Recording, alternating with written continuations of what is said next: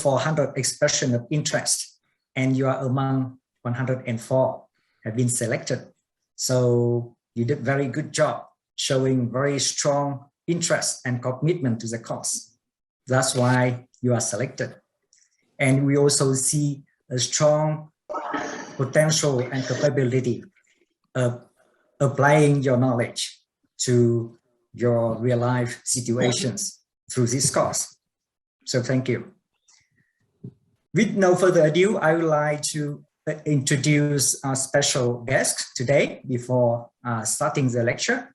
Today, we are honored to have Professor Frank Yotso, Director of the Grand Challenge Program on Zero Carbon Energy for Asia Pacific here at the ANU, and also head of the Energy Institute of Climate, Energy and Disaster Solutions.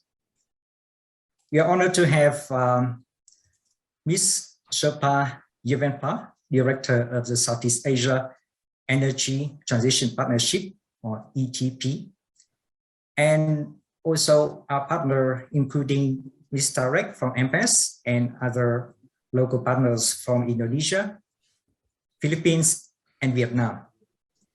And very fortunately, today we have the presence of His Excellencies, Mr. Dr. Tak Dinh Thi, the Vice Chair of Science, Technology and Environment of Vietnam National Assembly. And that's equivalent to Deputy Minister level in Vietnamese government, for those who are not familiar with Vietnamese government. So thank you very much, all our special guests today. And now I would like to invite Professor Frank Yotso to deliver welcome remarks. So over to you, Professor Frank.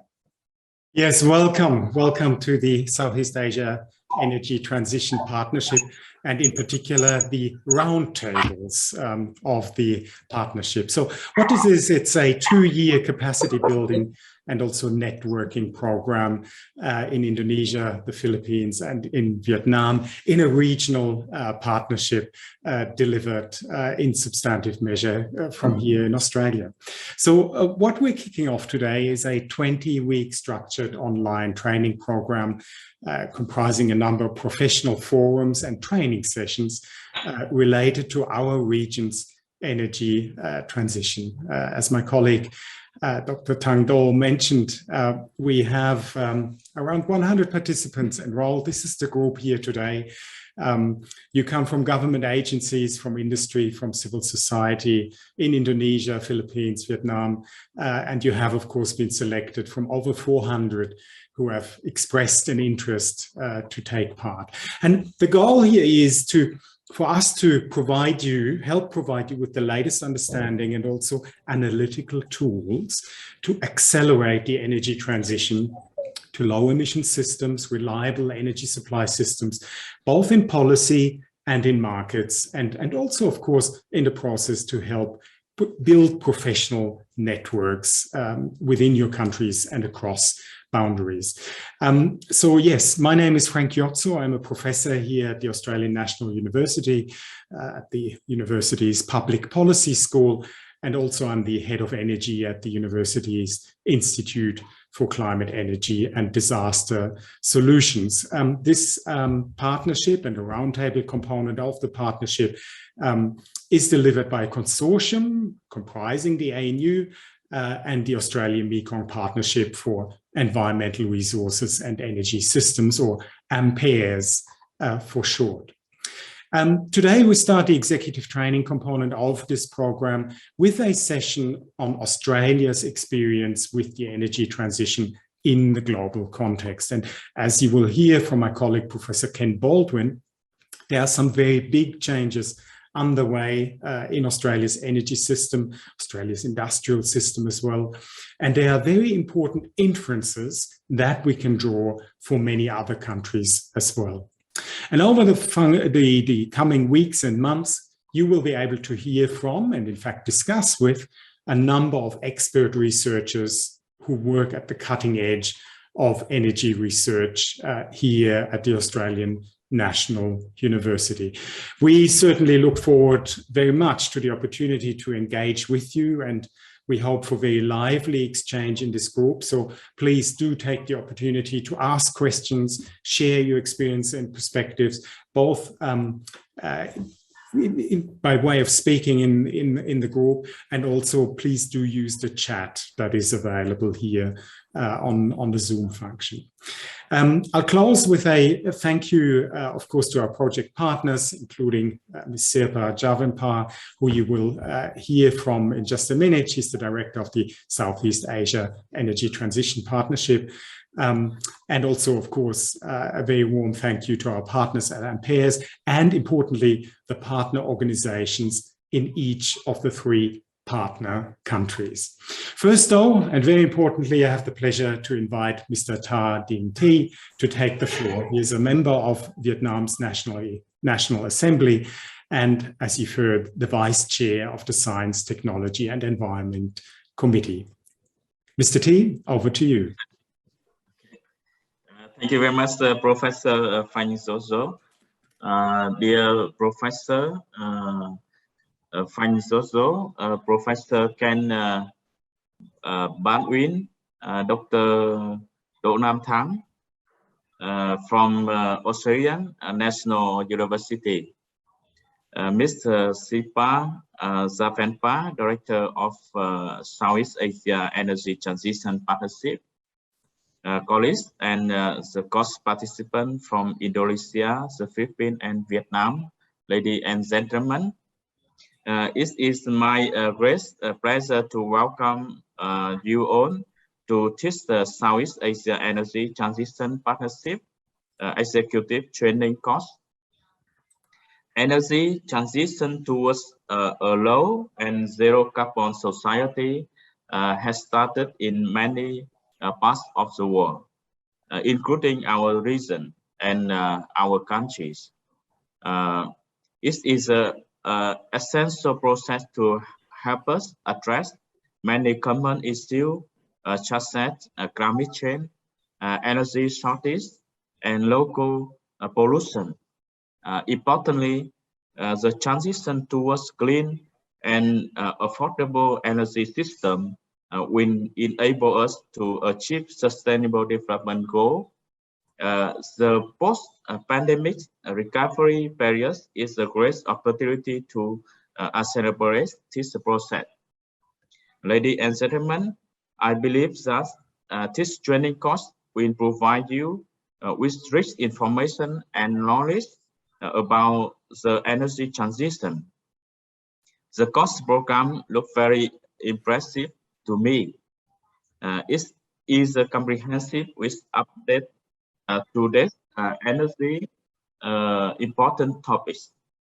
The Australian National University has a world-class expertise in energy and in the Asia Pacific region.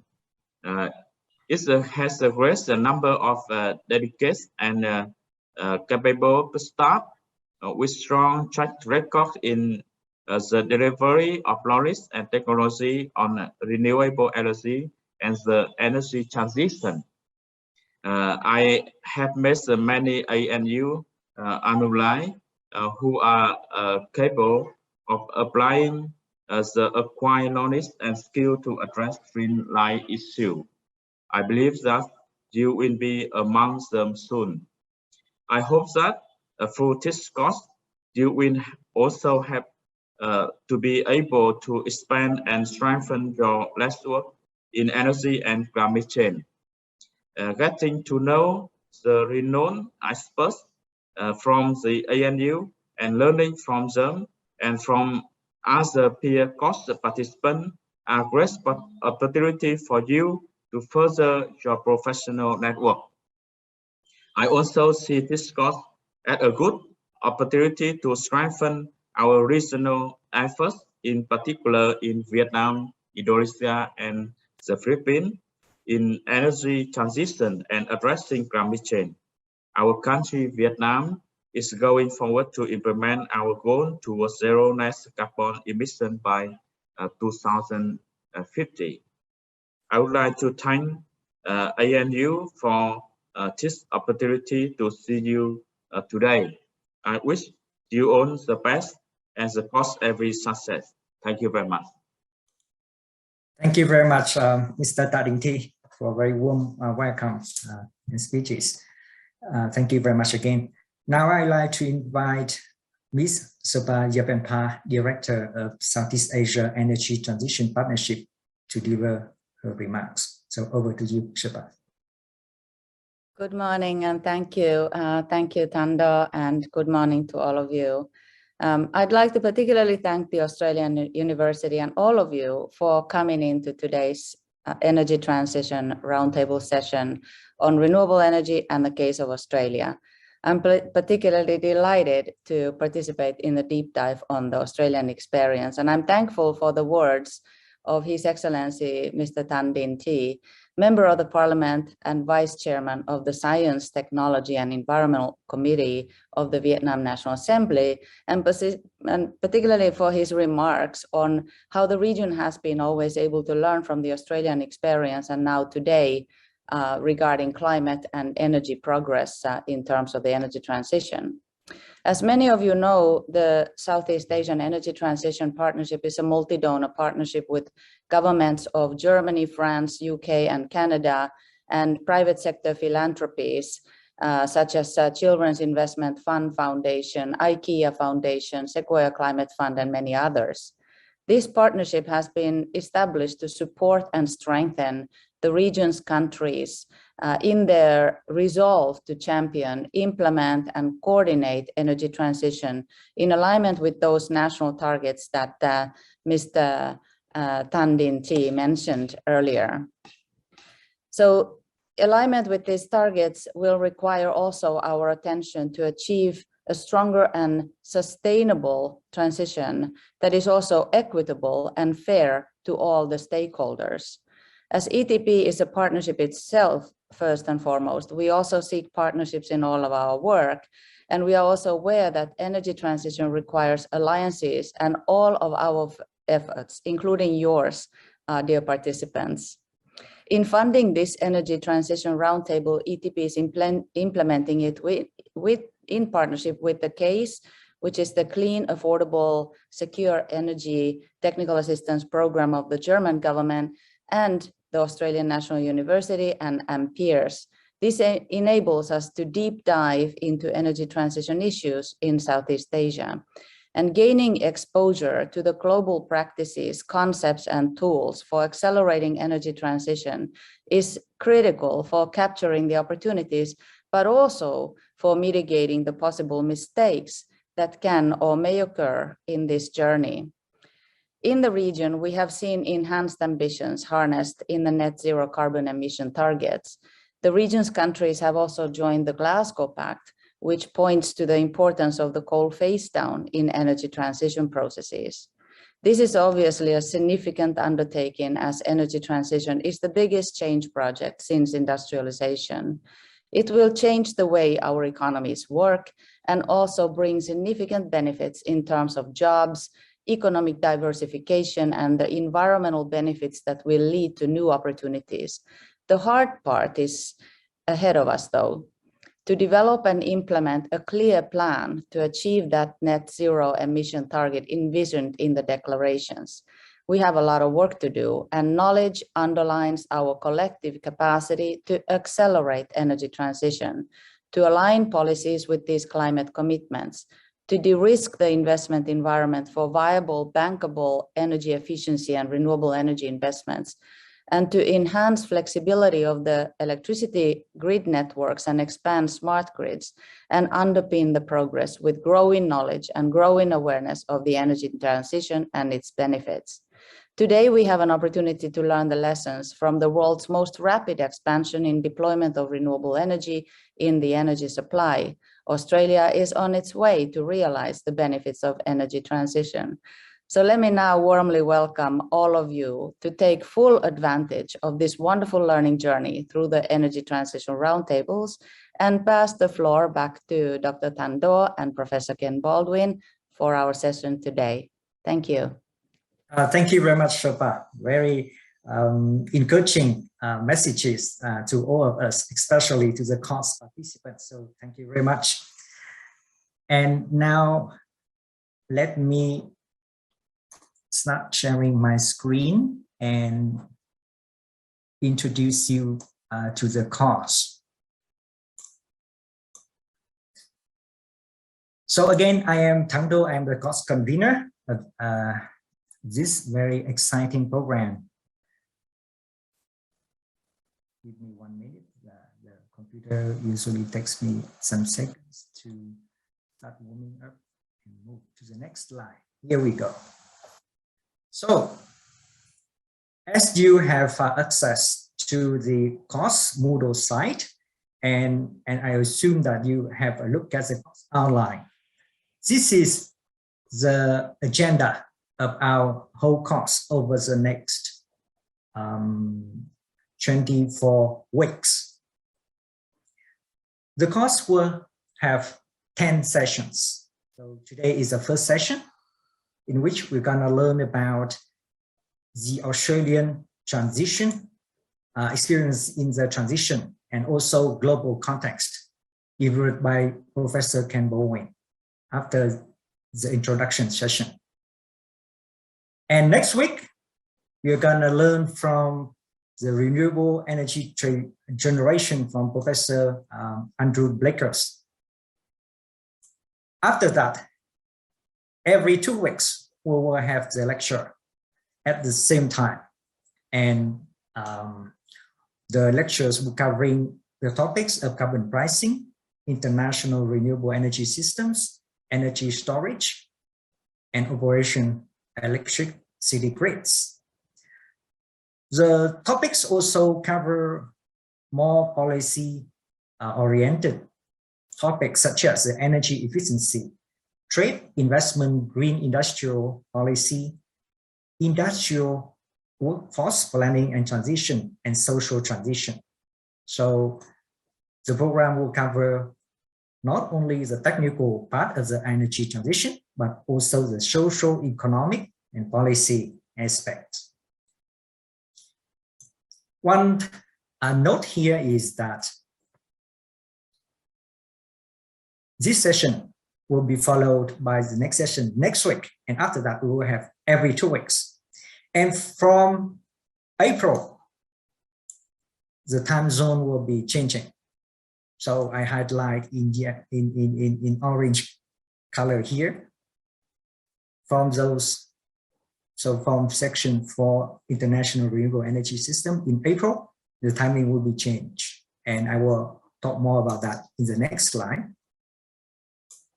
The last course will be on the 29th of June, in which we will recap all the contents and close the training.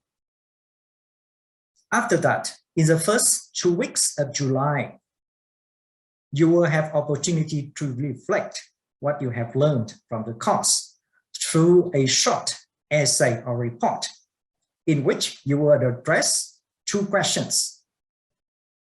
What are the most interesting components you have learned from the course? And what is your plan to apply the acquired knowledge during the course to your work? Then we will provide feedback on your essays and reports and issue the certificate of participations. So one important note here is that from April, the time zone will change. So the session times will be from 10 to 12 if you are in Bangkok, Jakarta, or Hanoi, and from 11 to 1 p.m. if you are in Manila.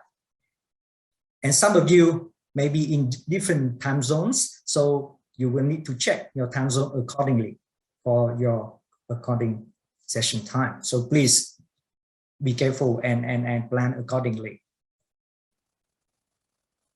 During the course, we would encourage you to study the learning materials before the lectures. We will upload the pre-reading on the course Moodle site and available in English as well as in Bahasa and Vietnamese. We encourage you to attend the lectures regularly because all the lectures will contain important and interesting information. Participate in the lecture activities, including asking questions to the chat box and also sharing the information, sharing your experience. And particularly the course have the forum on the website in which you can put your questions or share your experience. And our course facilitators will make sure that all the questions will be addressed and also lead to wider discussions. And from that, we also build the network. We encourage you to interact with the lecturers and other course participants, and especially think about how to apply what you're learning to your work. So if you could do these activities regularly and actively, I'm sure that you will make most out of the course.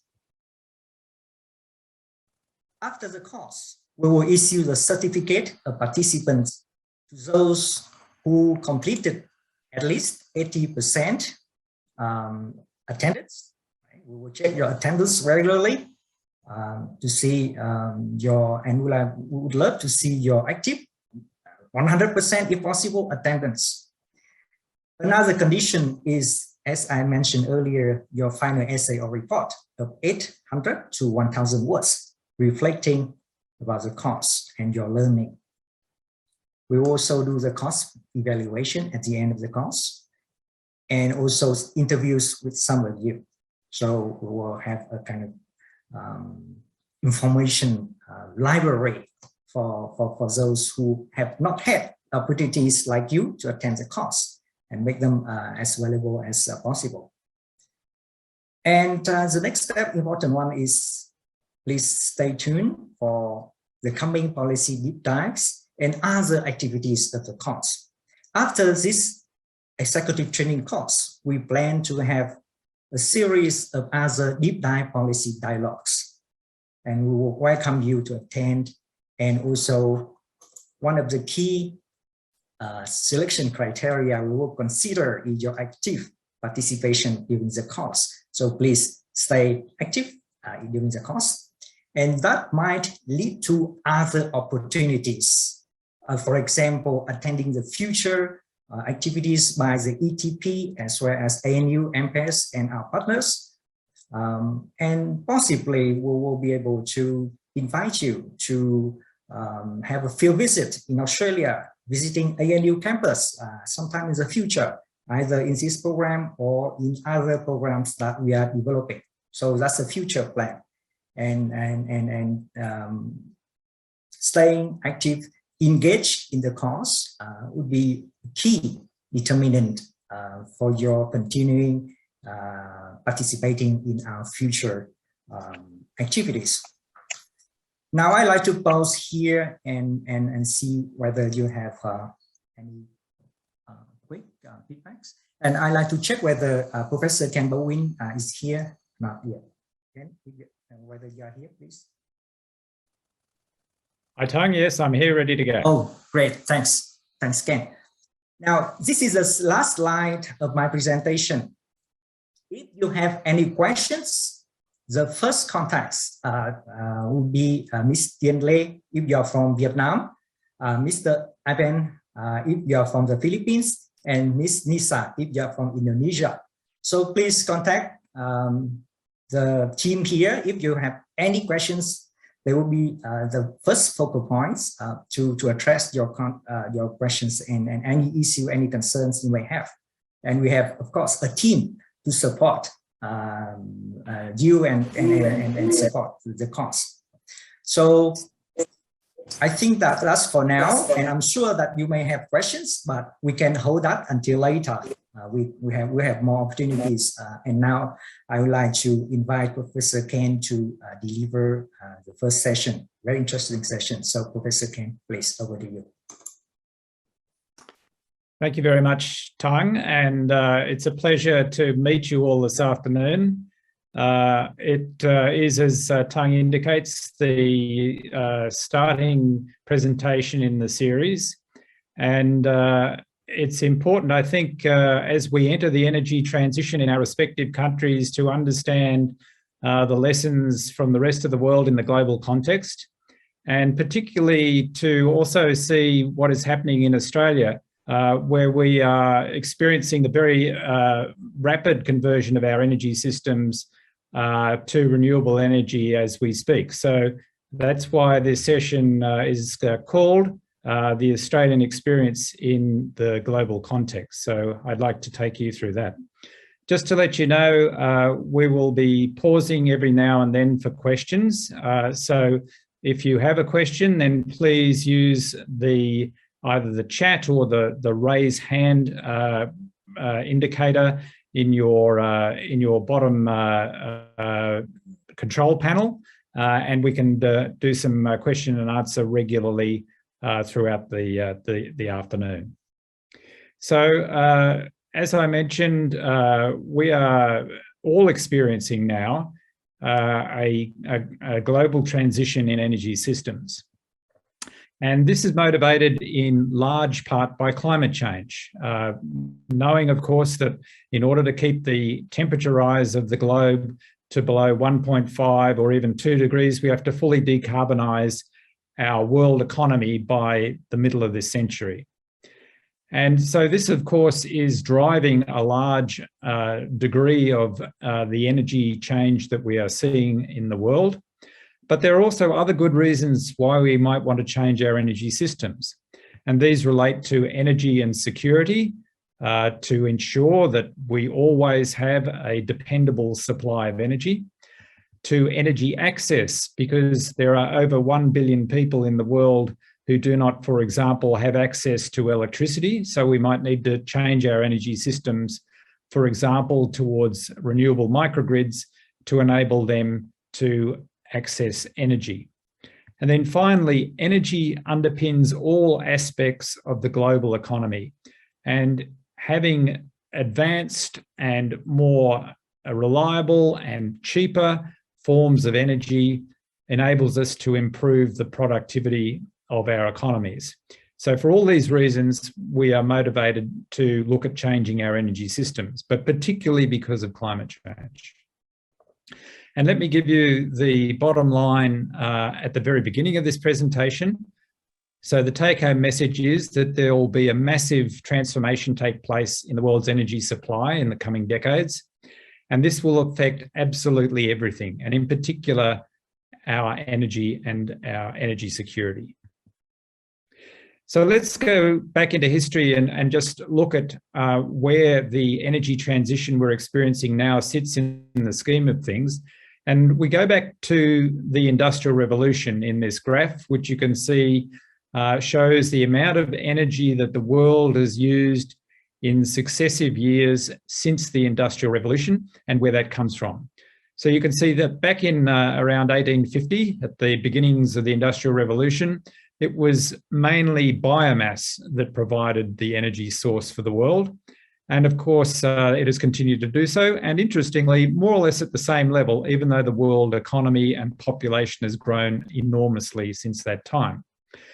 And of course, the Industrial Revolution was founded on the introduction of coal. This is the black part of the graph. And later, when we invented the internal combustion engine, on the energy sources from oil, and then, of course, from natural gas. We, in parallel, harnessed our river systems to generate hydropower. That's the light blue here. And more recently, since the 1960s, we have harnessed the power of nuclear fission. That's conventional nuclear power, the yellow line that we can see in the graph here. So all these contribute to the energy mix at present. And those of you who have very good eyesight can see that on the top of this graph lies a very, very thin purple line. And this is the sum total of all other renewable energy that exists up until the present. And it is a very small contributor. However, I will state at the beginning that other renewables, that is mainly solar and wind, will soon replace all carbon-based energy systems. And indeed, they need to do so in the next decade or two in order for us to reach our global climate change targets. So this will be a massive transformation. Everything you can see on this graph that uses carbon-based forms of energy will soon be transformed to renewables. So this will be a change that is comparable in scope and magnitude to the Industrial Revolution at the beginning of this graph. So let's now compare us in terms of the energy transition that we're undergoing at the moment to the Industrial Revolution. The Industrial Revolution was, by and large, driven by technology. It was, by and large, unplanned and unforeseen. These developments happened without people really having any previous knowledge of the new changes. As a result, there was huge social and economic dislocation, and governments played very little role in this, and the end result was largely chaotic. Let's contrast this then with what we might expect for the energy transition.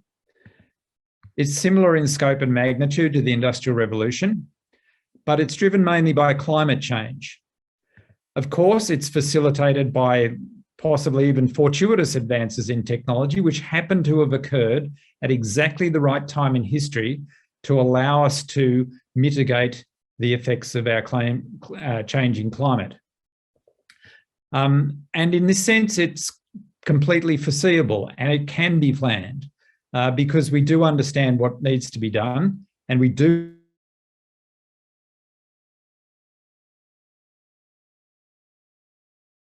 avoid social and economic dislocation in the energy transition. And for this reason, government has a key role in the planning process to make this happen in a smooth, efficient, and economically effective way. So the energy transition doesn't have to resemble the Industrial Revolution. We know that it's coming, and we have the ability and the tools to deal with it. Indeed, the energy transition is happening as we speak. This graph shows the new energy capacity additions in gigawatts per year for a range of different energy generation technologies. And we can see that solar PV, photovoltaics, and wind are already the dominant forms of new energy generation additions in the global energy system. Gas is more or less constant. Coal seems to be declining. Hydro is constant, if not declining. Nuclear has bubbled along at the bottom a bit, along with bio and a few other smaller forms of generation. But it is really this ramping up of solar and wind that is changing the energy systems as we speak, and it's the either the constant or the declining role for fossil fuels that will be a feature for the energy transition in years to come. In this global context, Australia has an important role to play. And the reason for that is shown in this graph, where we see the amount of installed renewable energy capacity per person in each year by different regions of the world. And what we see here is that per capita, Australia is now leading the world in the installation of renewable energy capacity. So the current installation rate in Australia exceeds 250 watts of renewable energy capacity per person per year. This is 10 times the world average, and it's much greater than many other countries, which are shown here in this graph. So Australia, in some sense then, because of this change in the rate per person, is really at the leading edge of the energy transition. We are installing more renewable energy per person than any other country. And so we are learning very early on the lessons of the energy transition. So it's worth understanding what's happening in Australia so that other countries can benefit from this learning process. The other thing that's important to understand is that the energy growth will shift to the Asia-Pacific region. Here we have a graph from the International Energy Agency predicting where the primary energy demand centres will be in 2035. And we can see that the Asia-Pacific region will dominate the energy demand in the world. In fact, if you look at the growth in energy demand, as shown in this pie chart, you'll see that the non-OECD part of the Asia-Pacific will contribute around 2/3 of the growth in energy demand, in the period leading up to 2035. So this is very important because it means that this part of the world will be crucial to the energy transition and indeed to achieving the world's climate goals. And Australia is indeed part of the region and provides a lot of energy currently into the Asia Pacific. So at ANU, we have embarked on what we call a grand challenge, and it's titled Zero Carbon Energy for the Asia Pacific. And what we're trying to do here is to understand the key research drivers for transitioning the energy use of the Asia Pacific region towards renewable energy into the future. And the starting point for this is to understand the present, and in particular Australia's role in this process. So here I've got a diagram which shows the major export commodities for Australia, which are in energy and in minerals. There's another major export commodity, which is education. We educate a lot of international students in this country, and its value is typically in the top 3 or 4 export earners in Australia each year.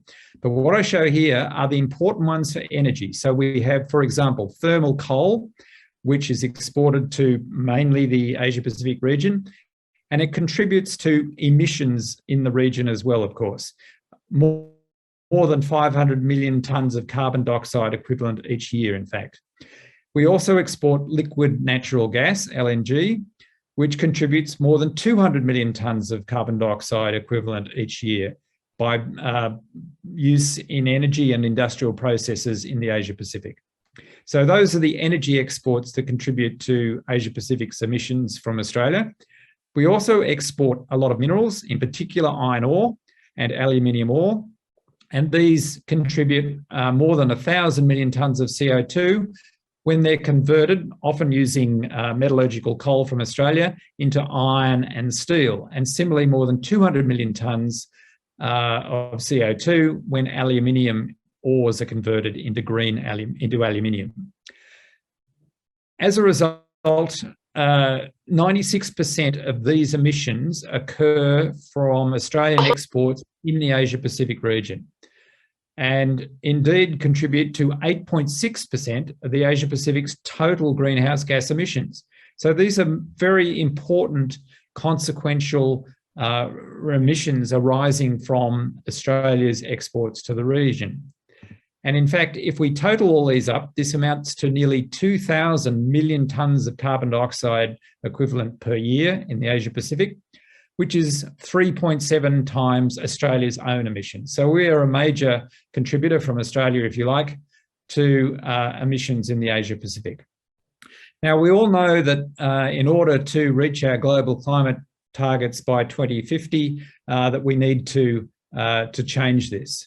And so our grand challenge is looking at how this might happen and ways in which renewable energy can play a role in a new trading relationship between Australia and the Asia Pacific.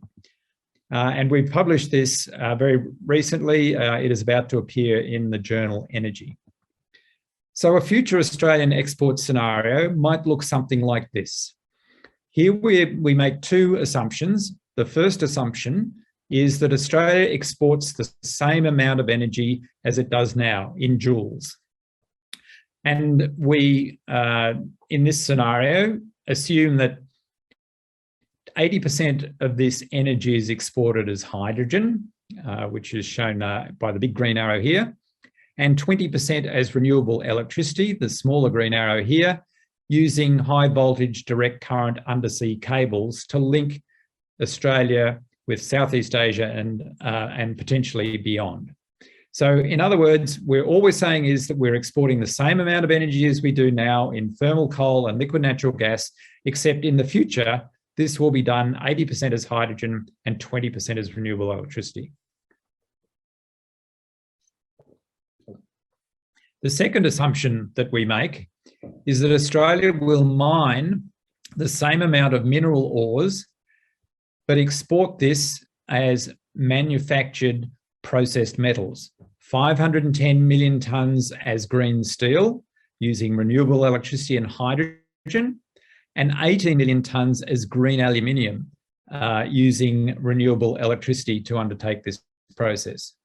And so what you see then over here are the future export scenarios where we simply export the same amount of energy from Australia as we do now and use the same amount of minerals as we do now, but export that as green metals.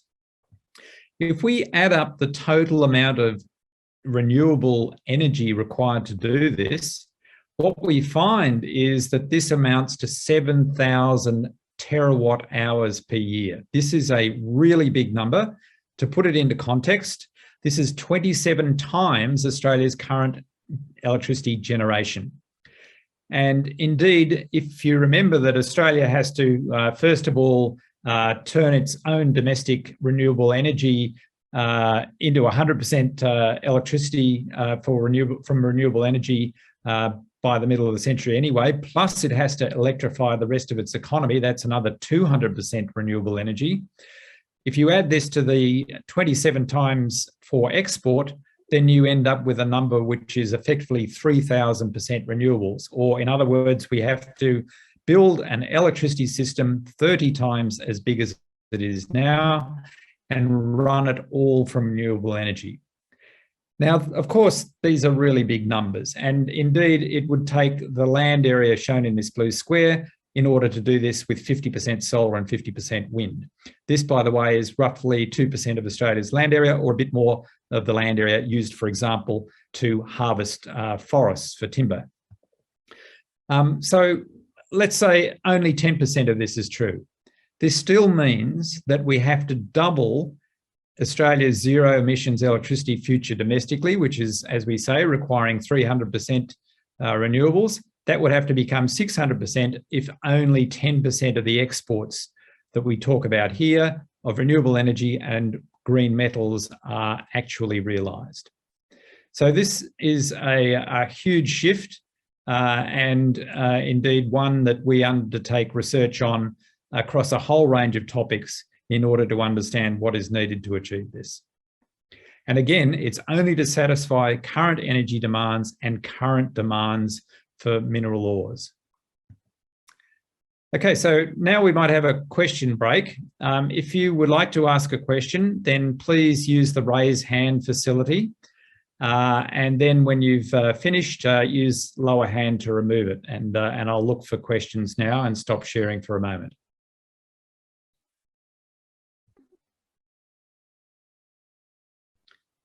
So while we're waiting people to put up their hands, I've got a question in the chat, which says, your graph of CO2 exports for iron ore, aluminium, etc., is very intriguing and very high numbers.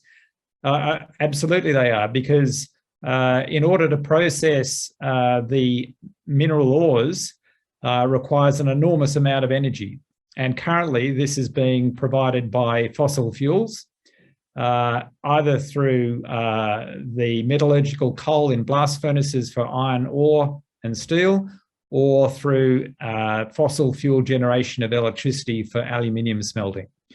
So these are big numbers, but they are the true numbers.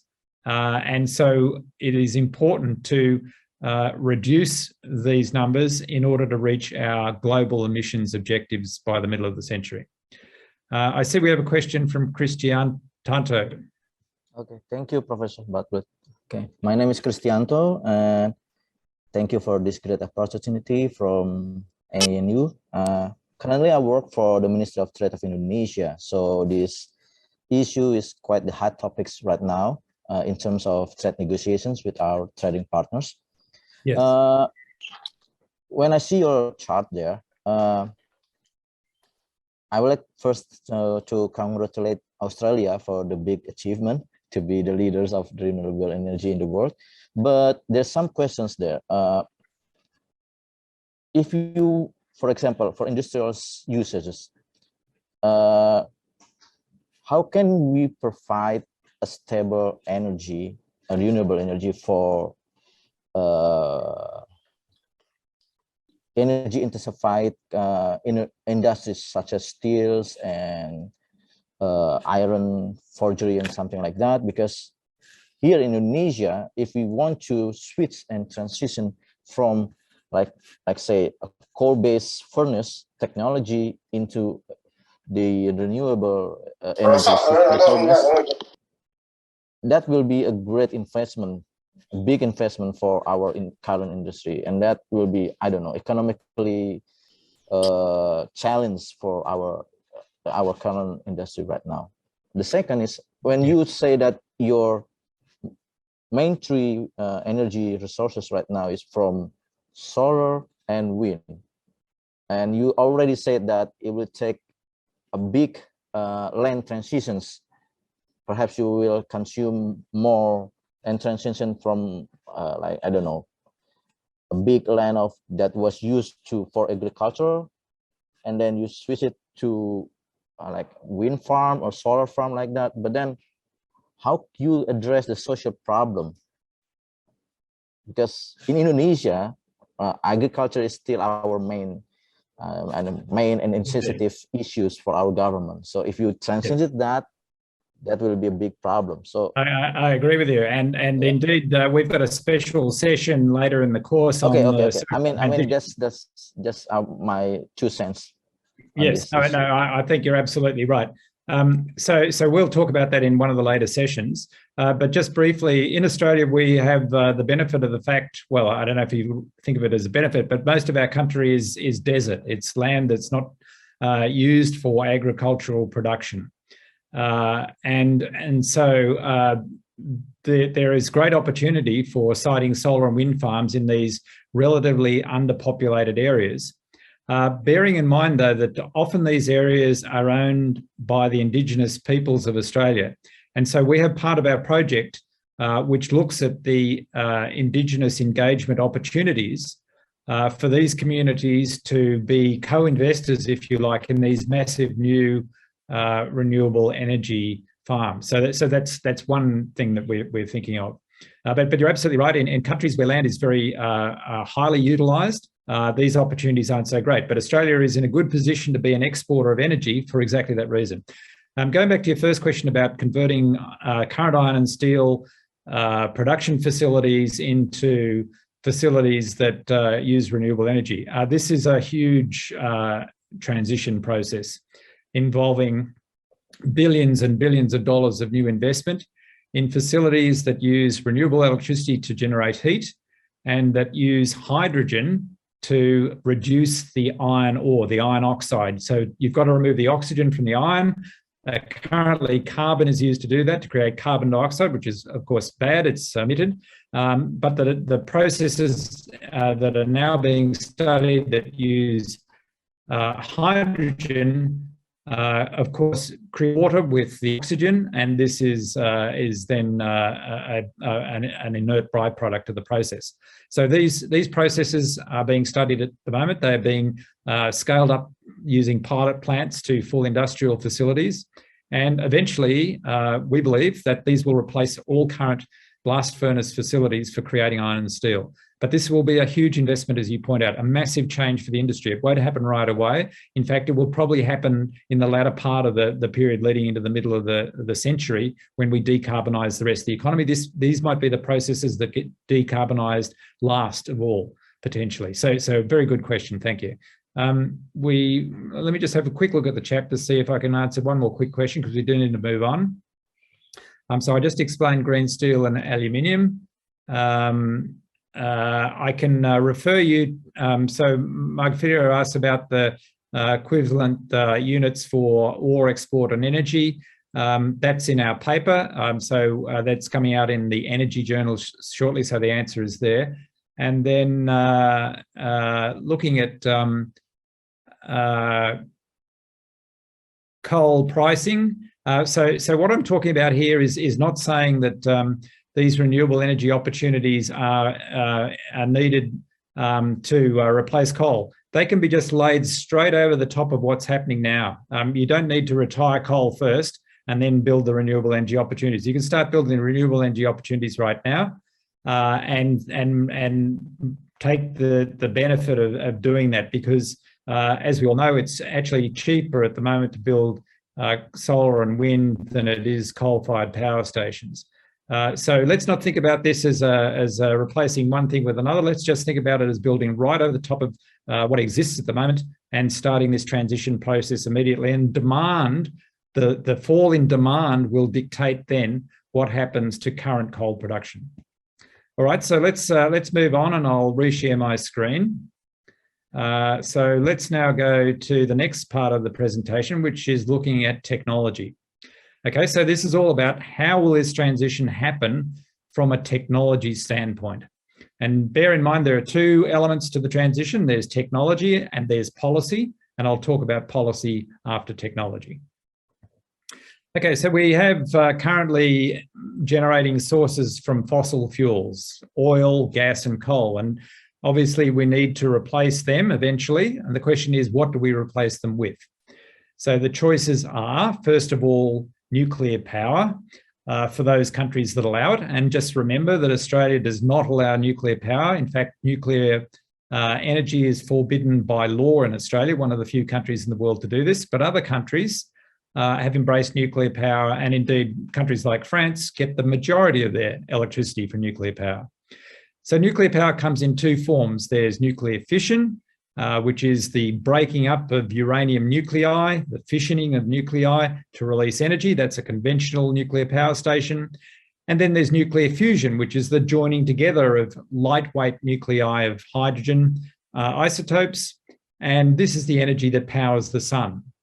Now, at the moment, there is no fusion power on Earth, but there is a massive investment from all the major economies in a fusion power reactor in France, which will harness the power inside the sun in a controlled environment here on Earth. And this has the big advantage that the fuel needed, which is isotopes of hydrogen, are readily available in the ocean, and there are no byproducts from nuclear waste. So that's some way off. It probably won't happen until the first demonstration, maybe in the 2030s, and it'll be middle of the century by the time the first commercial reactor might be developed anyway. So this is well beyond the time frame we need to address climate change. Okay, so the other forms of energy we can classify as global. So there's tidal energy from the movement of the Earth's tides caused by the gravitational attraction of the moon and the sun. So this is basically, if you like, another form of pumped hydro, where energy is stored in potential energy by water moving up, and then you allow the water to move downhill as the tide goes out, and this you can convert to electricity in the same way you can with hydropower. That's very expensive, and it by and large isn't commercial. And the same can also be said by and large of geothermal energy, another form of global energy, which accesses the heat that is generated within the Earth's crust. So this is in two forms. It's either steam at the surface, and indeed in Indonesia, geothermal energy is harnessed in this way by tapping into the steam at the surface and generating electricity. But the other form of geothermal is to drill down, if you don't have steam at the surface, and go deep down many kilometres into the rock and harness the heat in the rock, generate steam, and then make electricity that way. Unless you actually have the steam occurring at geothermal reservoirs at the surface, the drilling down process is very expensive. And really, it's the only option for most countries apart from, let's say, Indonesia and New Zealand, countries like that. So it's not very commercial if you need to drill into the rocks. And so really not available to many countries apart from those ones.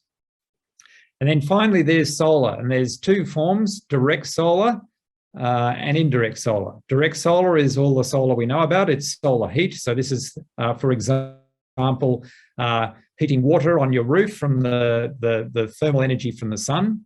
There's solar photovoltaics, which is PV, which is solar cells effectively. Which is the solar panels on our roofs or on solar farms, which generates electricity directly from sunlight.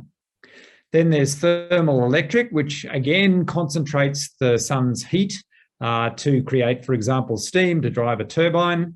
And then there's thermochemical, which is very similar, concentrating the sun's heat and then storing it in chemical forms, like ammonia, for example. So those are all direct solar. Then there's indirect solar. And what do I mean by this? Well, the sun drives a lot of processes. In fact, convection causes wind, and we then harvest the wind using wind turbines. So that's driven by the sun.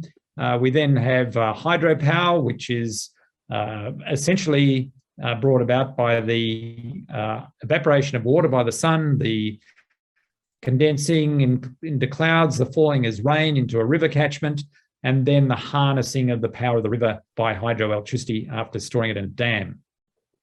Then there's wave power, which of course is driven by the wind, which is also driven by the sun. And then finally, there's biomass. So this is plants that capture the sunlight using photosynthesis, and we then harness the stored energy in the plants. So essentially, these are all the forms of energy available to us. And I contend that in the future, the main forms of energy, and this is becoming apparent already, will be nuclear fission for those countries that allow it. And for the rest of the world, there will be opportunities with photovoltaics, with wind power, and with existing hydro, because in many countries, it's very difficult to dam any more rivers. And so consequently, there is limited opportunity for adding hydro capacity around the world. So the main forms of energy in a decarbonised world will be nuclear fission, photovoltaics, wind and hydro, mainly existing hydro, and with very little opportunity for fusion power to come in before we need to address climate change. So that's really a quick summary of where things are heading at the moment. How does this all work out? How do these technologies take over from fossil fuel, and which one wins the race? So now I'm going to talk about how this happens, and to understand that you have to understand what is called the learning rate, which is the change in the cost of a particular item, which could be a solar panel or a wind turbine or a coal-fired power station or a car or a television set. It's the change in the cost of that item as the number of units of that item increases in the production process. So in other words, it's a process of learning through research, through innovation, improvements in the production line, as you make more and more of the particular item that causes the cost to go down. So what you see is early on, the learning rate is very rapid as research and innovation helps reduce the cost, and then it gradually plateaus out until the technology is mature. And then along comes a new technology which might compete with the old technology, and where these learning rates cross is the opportunity for the new technology to then take over from the old technology.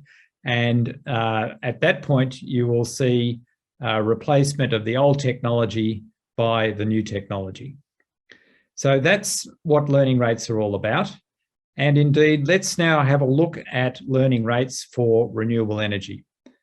First of all, let's look at solar PV. And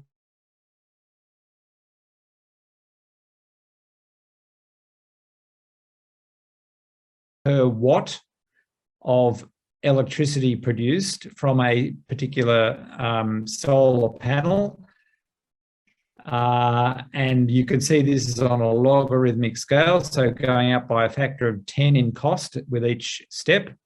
And again, on a logarithmic scale is the number of solar panels produced over time in terms of megawatts of capacity shipped.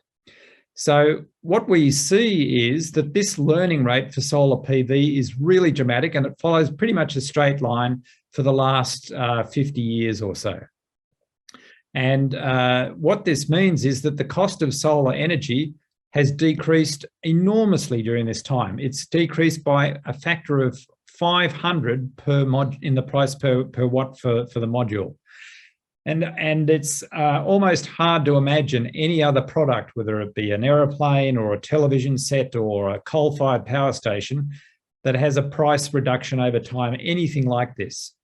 The only thing comparable that I can think of is a computer chip. And again, that's made from silicon. So what we find is that essentially every time you double the number of solar panels produced, the price goes down by 23.5%. And that is equivalent to a compound annual growth rate of 33% a year. So that is an enormous learning rate. And this means that solar is decreasing in price so rapidly it's outcompeting just about everything else. Here's a similar learning rate for wind. It's not a dollar learning rate this time. It's a how many watts capacity per turbine you can generate, going back from 1990 to the present. And as you can see, the learning rate here means that we've got 100 times the capacity now that we used to in 1990 in terms of the amount of power produced from a given turbine. If we then look at how all these different technologies compete together, here's a graph which shows the learning rate. So here's cost on the vertical axis, number of megawatts, cumulative production or megawatt hours for batteries on the horizontal axis. And you can see that solar, which is the blue dots here, has the steepest, the fastest learning rate. Onshore wind is also very fast. Then we have batteries down here, the little triangles, and then various components involved in the hydrogen fuel cell process. And you can see all these learning rates are decreasing rapidly, and it's the most rapid ones that eventually will win the race. And of course, there are different capabilities that we're showing here, but by and large, these are competing with mature fossil fuel technologies for which the learning rate is completely flat. There is no change because they're mature technologies. Okay, so that's what eventually will happen. These renewable energy systems will outcompete the fossil fuel systems based on economic cost. How do we actually quantify this? Well, we use a formula called the levelized cost of electricity. Many of you will be familiar with this term.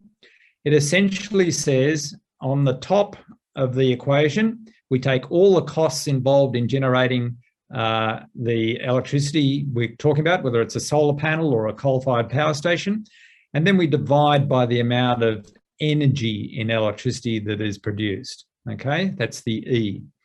And the cost involves the investment in the plant, the maintenance and operations cost, M, and the fuel expenditure, F.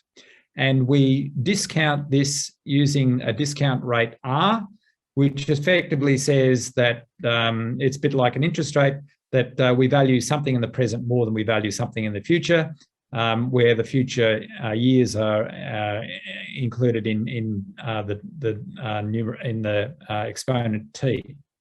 We do exactly the same thing with the amount of energy produced, so we divide the cost by the energy, and that's the levelized cost of electricity.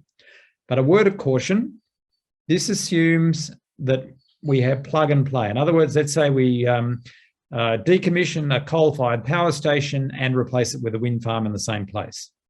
Now, of course, there may not be much wind in that location, so we need to move the wind farm somewhere else where there's more wind, and this would mean extra transmission costs, et cetera, et cetera. So just be aware that it assumes plug and play, but nonetheless, this is quite a useful comparison.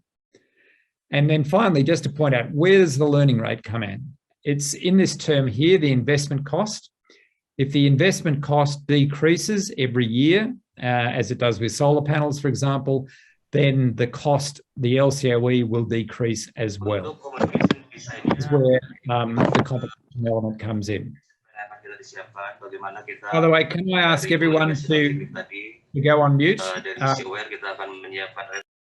I can hear somebody who's not on mute, so can you all please mute your microphones? Thank you very much.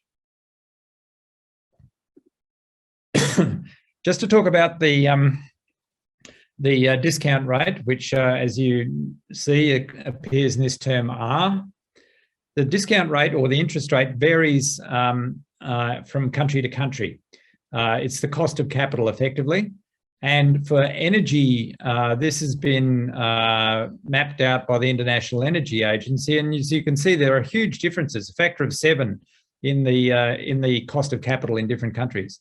So this means that you have to be very careful when working out your levelized cost of electricity. It depends on the particular location and your access to capital and the interest rates. So let's now look at how the levelized cost of electricity of these various technologies compare. And we'll use an Australian example because this is very important to understand, because as I said at the beginning, Australia has the highest rate of installation of renewable energy per capita in the world. So we're going through the energy transition more rapidly than anyone else. And this is driven by the learning rates for solar and wind. So let's understand that in terms of LCOE.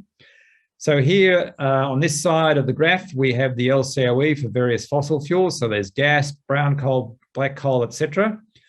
Both without a carbon price and with a carbon price, and various risk premiums associated with that. So as you can see, it depends on how you price carbon. But you can also assume, for example, that the carbon is captured and stored. That's carbon capture and storage, or CCS, which also adds to the cost of fossil fuel power stations.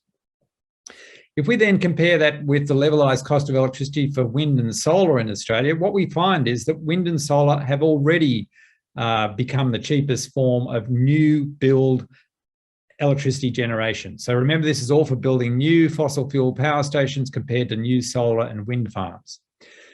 Even if we need to add in storage, whether it's battery storage or it's pumped hydro energy storage, the cost of electricity goes up somewhat, but not so much as to make it uncompetitive with carbon capture and storage and significant prices on carbon.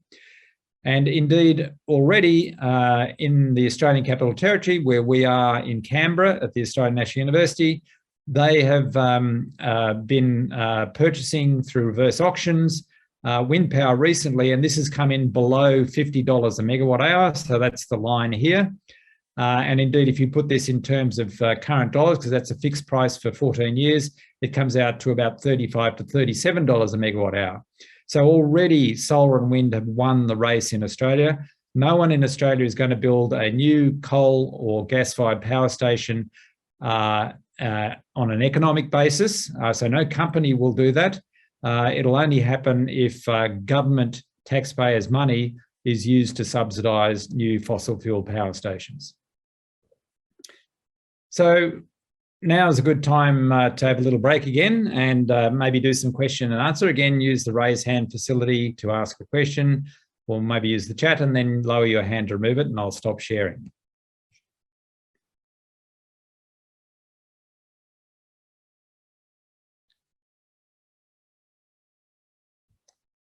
Okay, so I've got questions in the chat.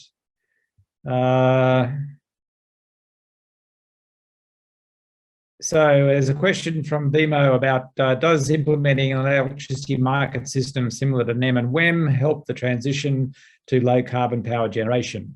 Yes, it does. And we will have a special session on exactly that.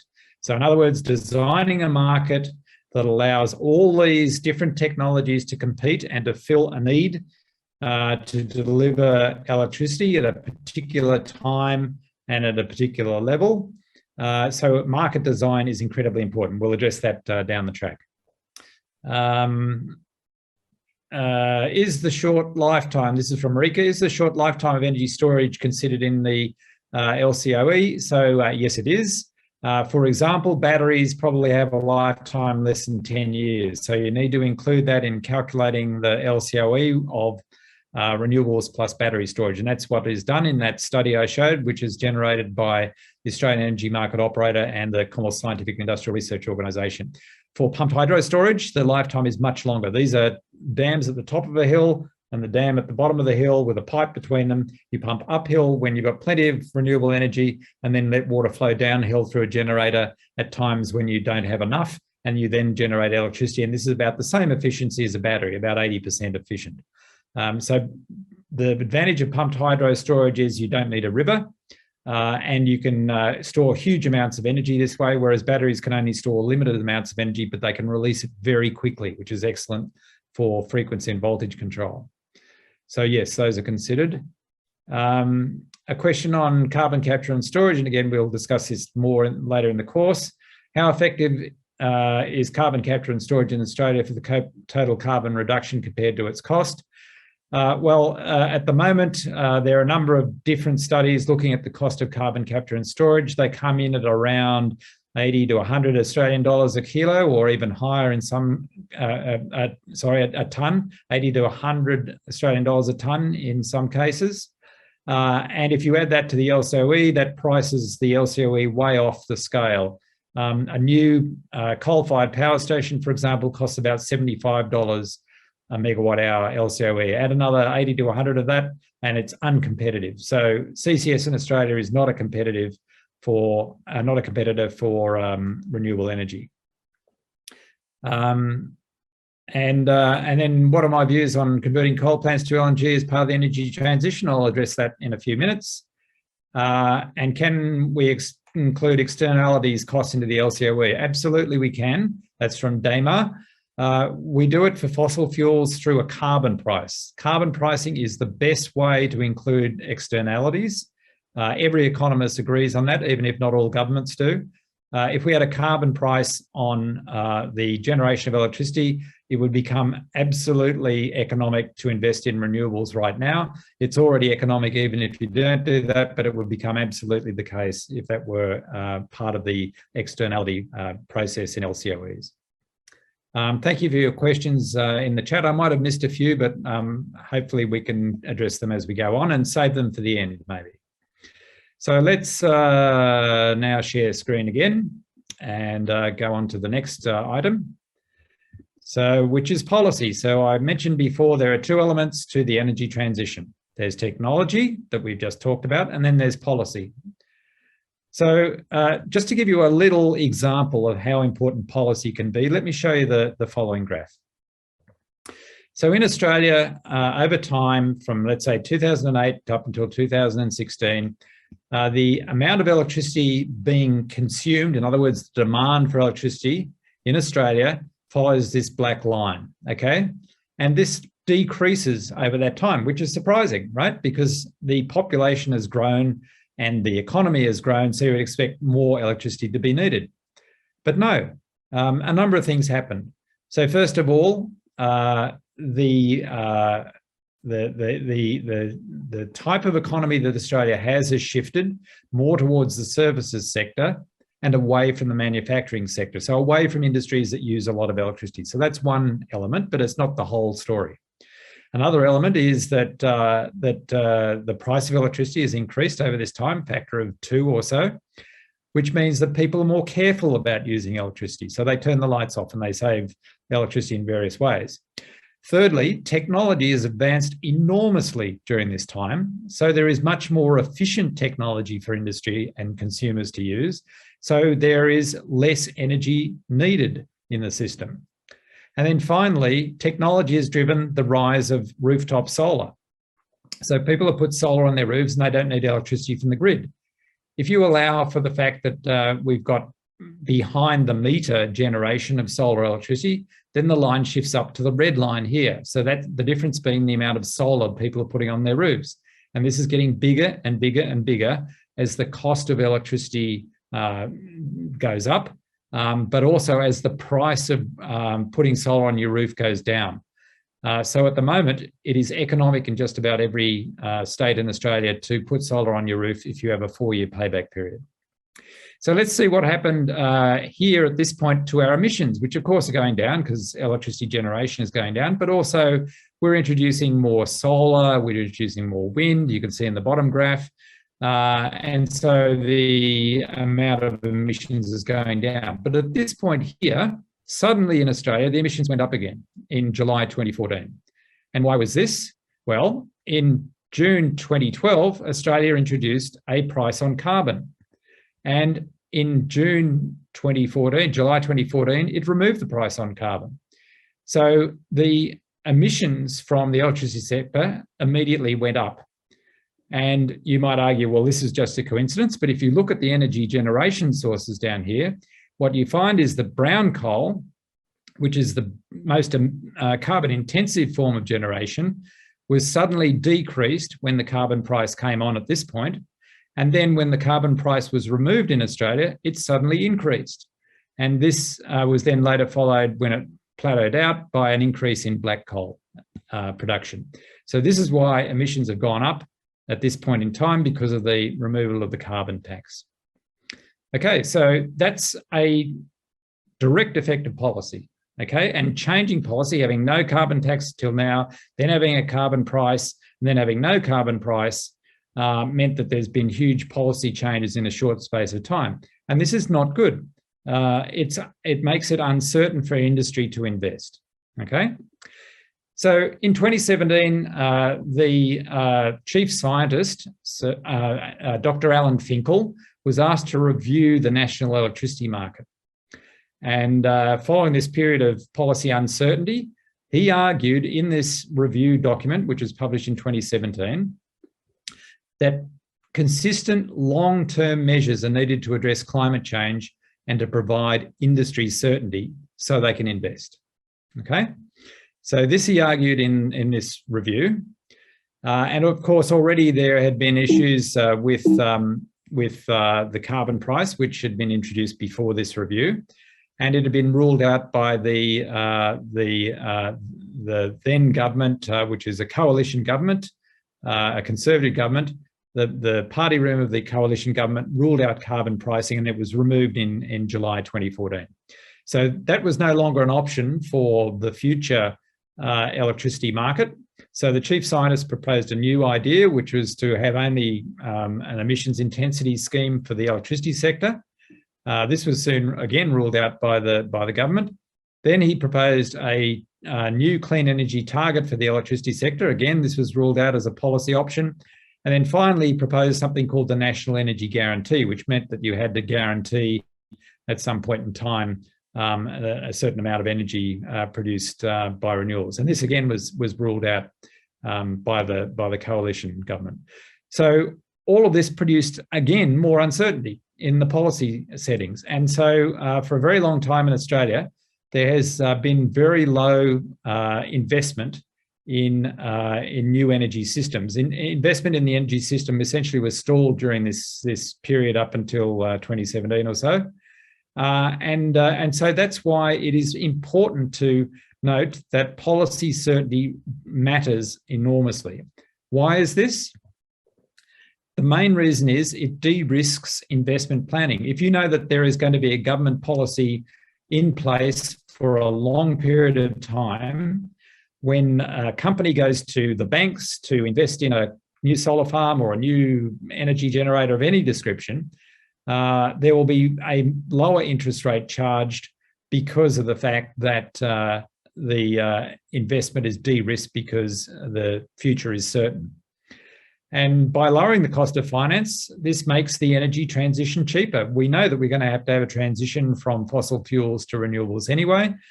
We may as well do it at the lowest possible cost. So we may as well do it with government policy certainty that decreases the cost and keeps electricity prices down. So that's why policy certainty is incredibly important.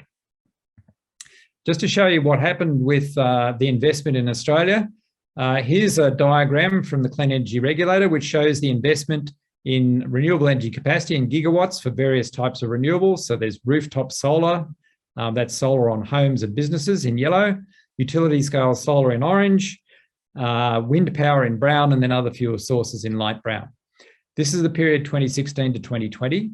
I'm not showing any data from the period before 2016 because the policy situation then was so uncertain. There was no investment, pardon me, there was no investment taking place. So really what happened then in 2016 and beyond? Effectively what happened was the sheer economics of renewable energy became so overpowering that even in a policy uncertain environment, it was more economic to invest in renewables than it was in anything else. And so this explains the growth in renewable investment in Australia over this time. In fact, the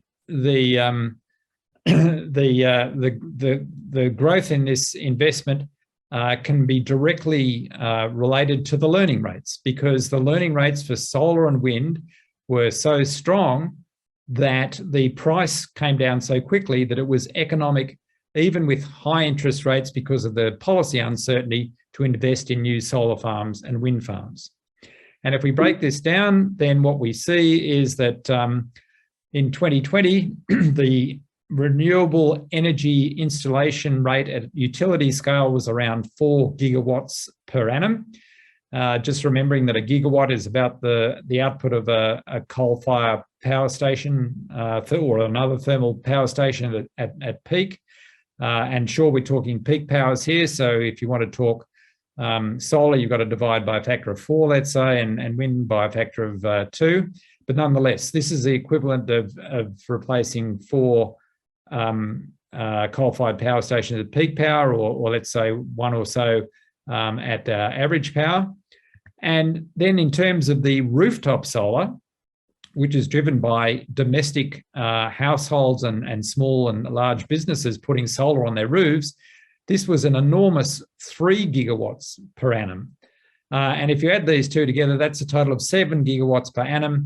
Even accounting for the intermittency of solar and wind, that's the equivalent of replacing 2 thermal power stations each and every year by the large and small scale solar and wind. So this is an enormous transition rate. 2 power stations a year is a very rapid change indeed.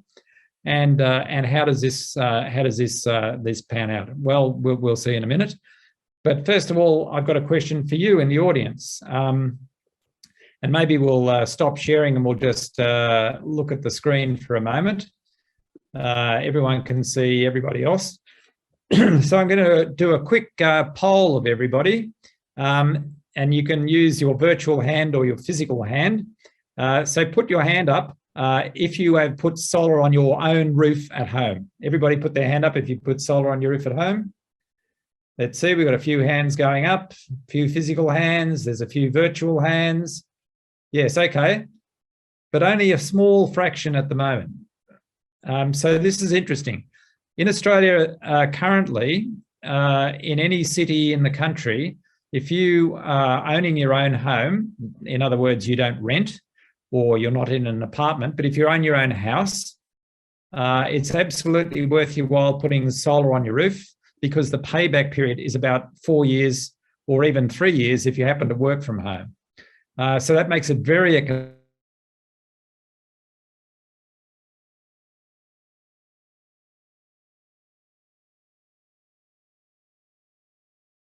This is changing because the cost of solar panels is decreasing. So it's going to be an even shorter payback period in years to come.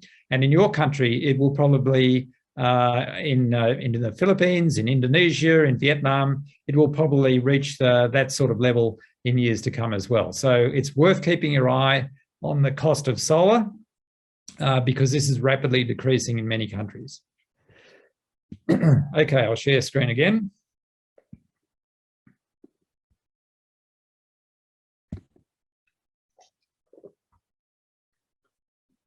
Right, so let's now look at what happens then if we've got installation rates of this magnitude.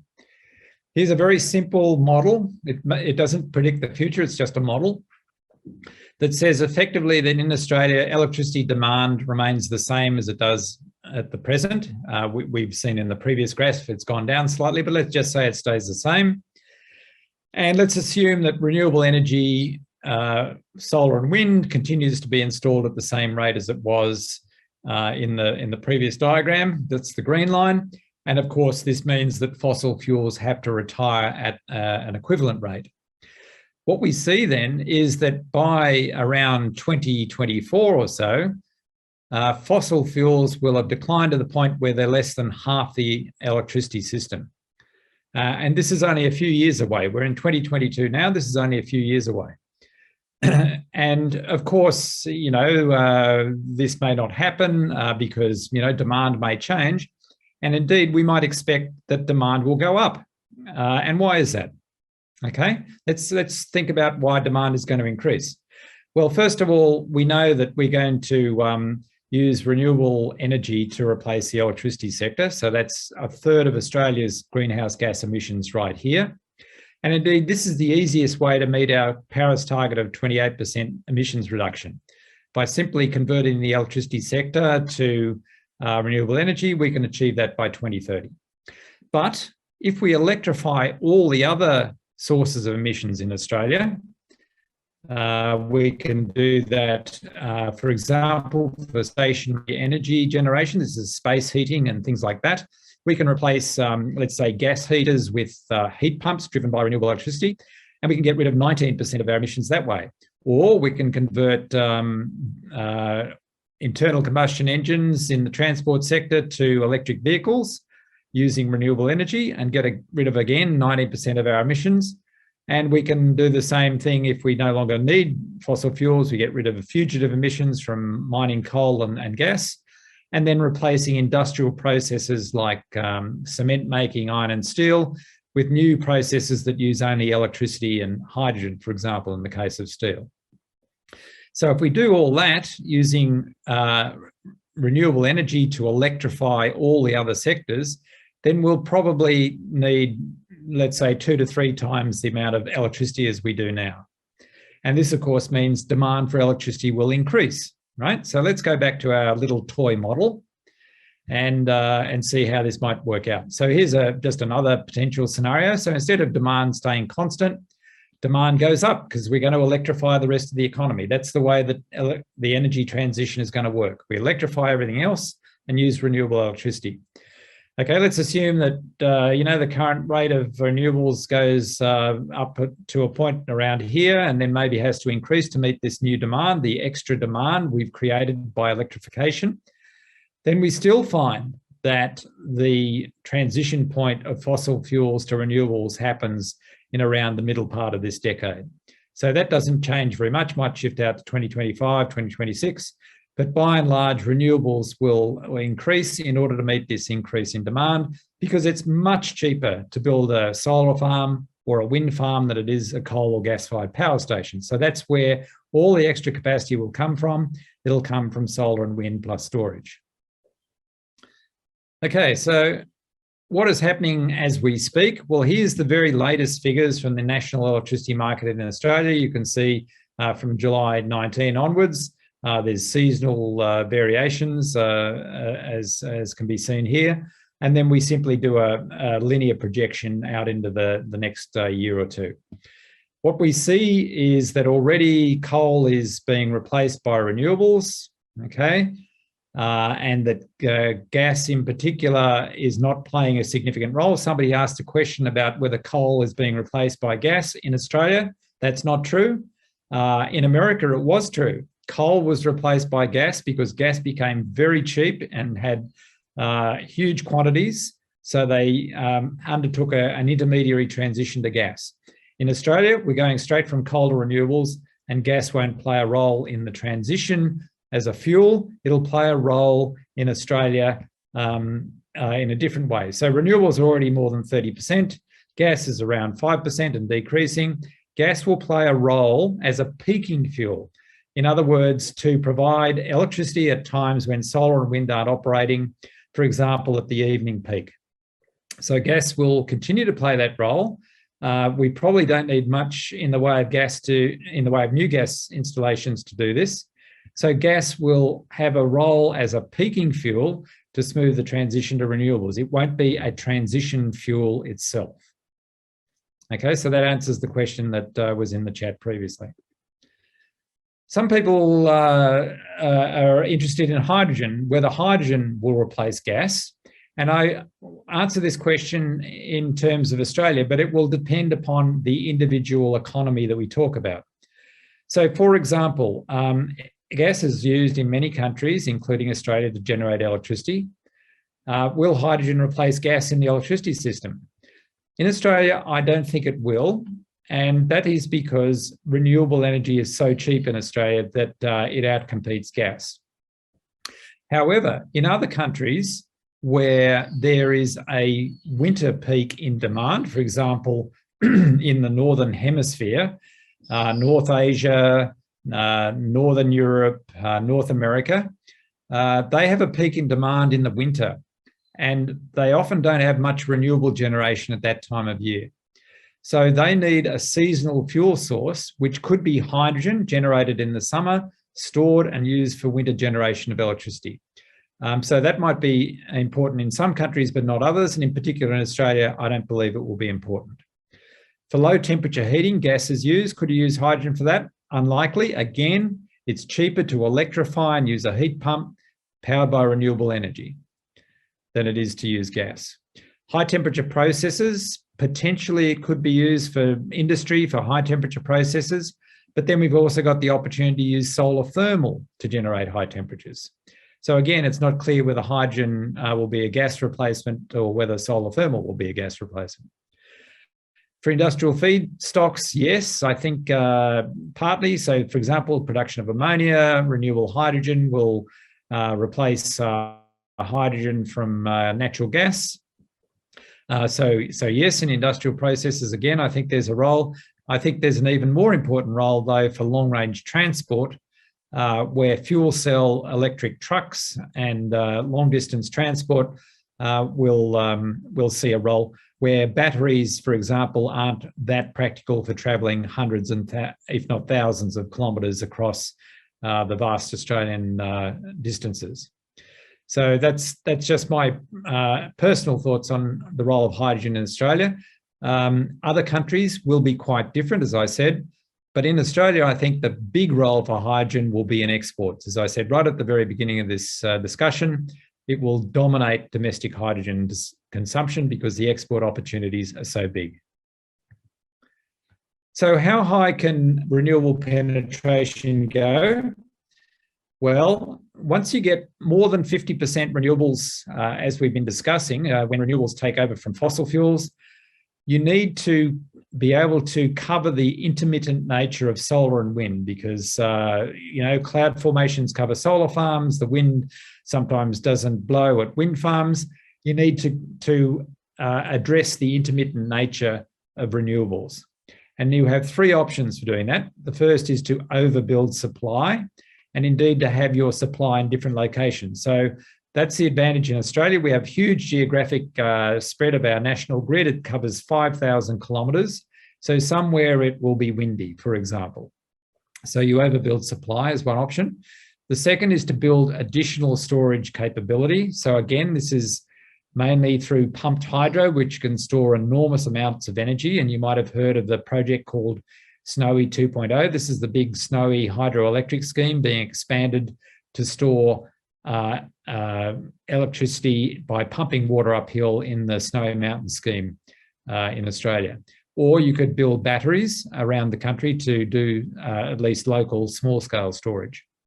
And then finally, you need to build additional network infrastructure because you need to access renewable electricity wherever it is most effectively generated. And this is often not where the demand centres are in the cities. It's often in the countryside or in windy regions at the coast or on the hills.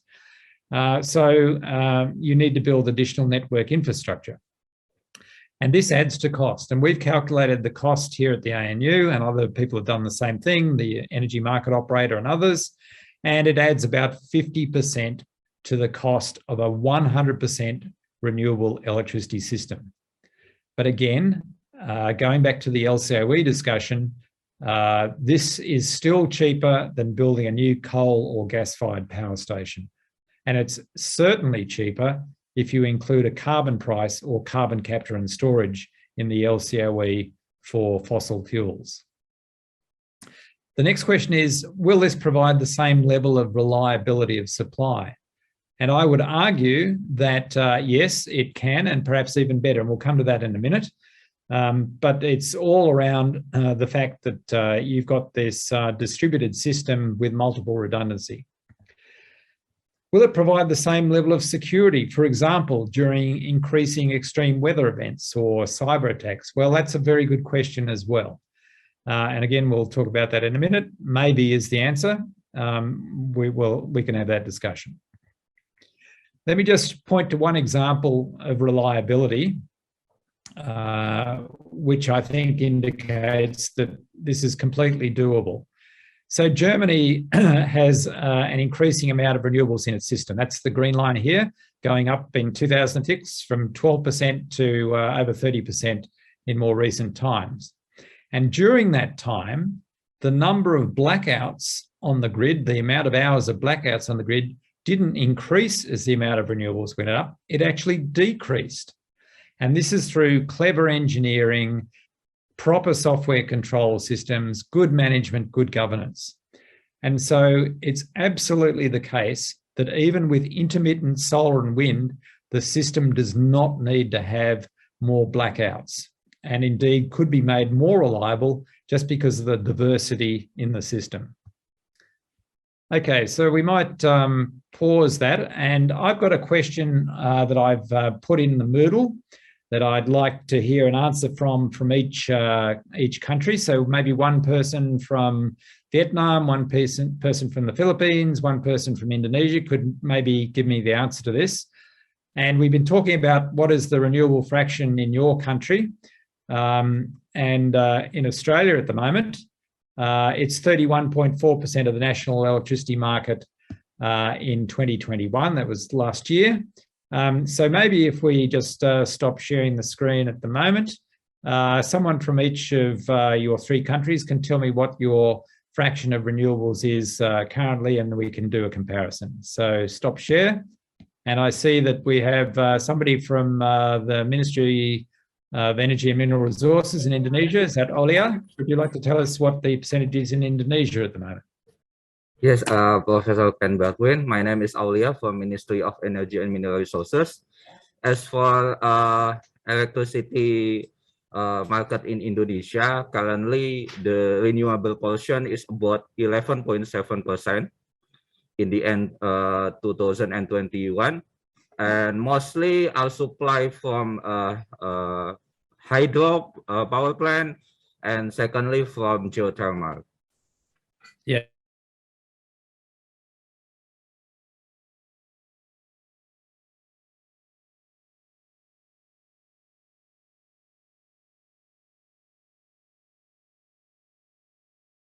Somebody from the Philippines or Vietnam who can tell us what the percentage is there?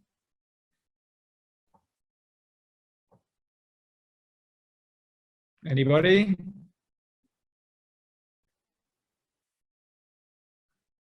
If not, maybe somebody can look it up during the next few minutes and put it in the chat, and we can compare it at the end. I suspect that Vietnam is changing very rapidly because of your massive feed-in tariff changes recently. So you've got a lot of installations happening in the last few years that are just about to come online and contribute. Zil Mạnh, would you like to join in and explain a little bit more about the rate of electricity in Vietnam, please? Yeah, sure. Thanks, Dr. Thang and Professor Ken. So basically, for now, the renewable energy, which is the solar and wind, and of course rooftop solar, we have 27% of total installed capacity, in compared to 78 gigawatt of the system. So accounting for 10% of produced energy. So it only includes the solar and wind and biomass. But when you add the hydropower, which large scale and small scale, it can up to 40%. So basically, we count only solar and wind and biomass as the renewable energy. So thanks. Okay. Yeah, so that's quite significant. Yes, and I thought that might be the case given the huge investment recently with the feed-in tariffs. Okay, that's interesting. So I've seen a number of people contributing in the chat. If somebody from the Philippines can let us know in the chat. Here we go. So Isabella says that renewable energy is about 30%, but somebody from DOE might have a more accurate figure. All right.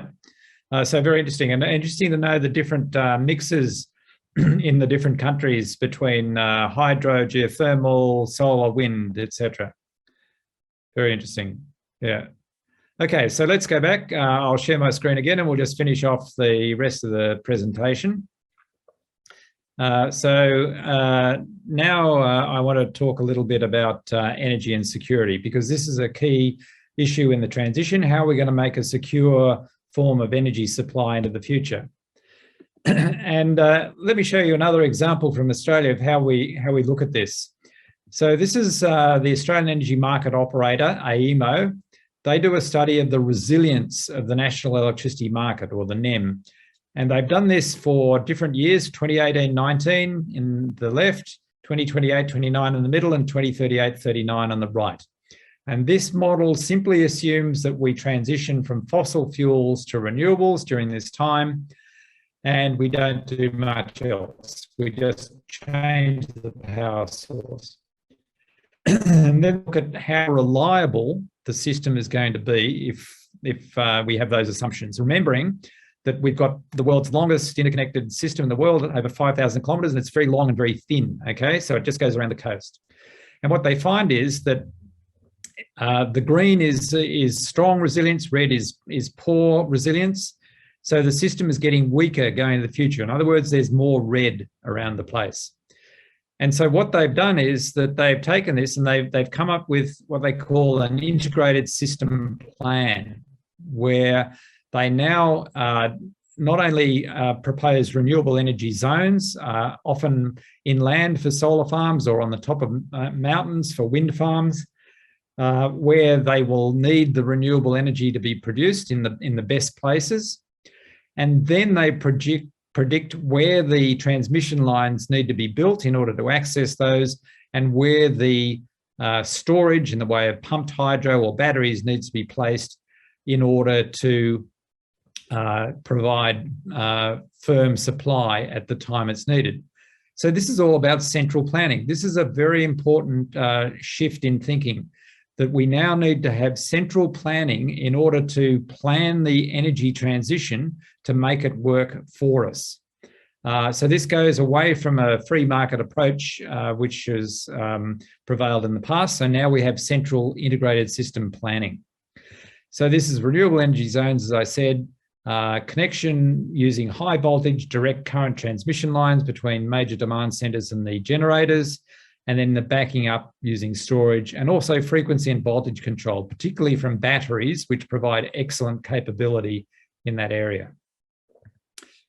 So what will this look like in the future? This will look much more like the Internet of Energy. In other words, there will be millions of generators, there'll be millions of storage centers. People will have batteries in their homes, they'll have batteries in their cars, there'll be batteries in the neighborhood, batteries in the city. There'll be pumped hydro up and down the country, and there'll be demand response with millions of participants. Each household will be able to turn off its air conditioning if it's paid money to do so at peak demand times. Or a major industrial user will turn off their, I don't know, freezer for an hour in order to save money and be given a bonus for their demand response. Then the scale of this will vary enormously as well. So from kilowatts in rooftop solar to gigawatts in major solar and wind farms, kilowatt hours to terawatt hours in terms of the amount of storage, whether it's household batteries or major hydro schemes, pumped hydro. And also, very much like the internet, the future electricity system will have much greater interconnectivity between these millions of different nodes. So it will resemble, if you like, the Internet of Energy in all these ways. What does this mean for the robustness or the resilience of the system? So this is all, you know, the thinking around resilience and planning. Well, I think the good news is that there will be more robustness because you've got greater multiplicity of nodes. There's greater redundancy. There's a greater multiplicity of transmission pathways. Again, greater redundancy in how you move the electricity around. And the system will no longer be vulnerable to the removal of a single major thermal power station, which is a big risk. Recently in Queensland, there was a fire in a major 2 gigawatt thermal power station that immediately took it offline, and there were huge blackouts resulting from this. If you have a distributed Internet of Energy type system with lots of different generators spread all over the place, you're much less likely to get one big catastrophic event happening. So this will again provide robustness. However, there's more likely to be vulnerability from cyber attacks because every entry point that you add to the system becomes an attack point. So for example, the fridge in your house, which is being turned on and off by your home computer because the electricity provider is asking you to do demand response to reduce your usage and pay you money at peak times. Your fridge could be the entry point for a hacker to get in and take down the electricity system. And if you think this is a bit fanciful, we all know what's happening in Ukraine at the moment. It's not only under military attack, it's under cyber attack. But a number of years ago, its entire electricity system was taken down by a foreign agent who hacked into the electricity control systems and essentially prevented it from operating. So this has already happened in other countries around the world. So there's potential for more vulnerability because in an Internet of Energy system, there's more attack points. But I would also argue that it's probably more resilient because if you had an attack point in a major thermal power station and took the thermal power station out, that would have a more dramatic effect than maybe removing a small solar farm or a small battery storage facility. So let's look at this entire question of energy security from the perspective of energy sources within countries, indigenous energy sources. And what we see is that there will be a trend to national self-sufficiency. Every country will have solar and wind to contribute.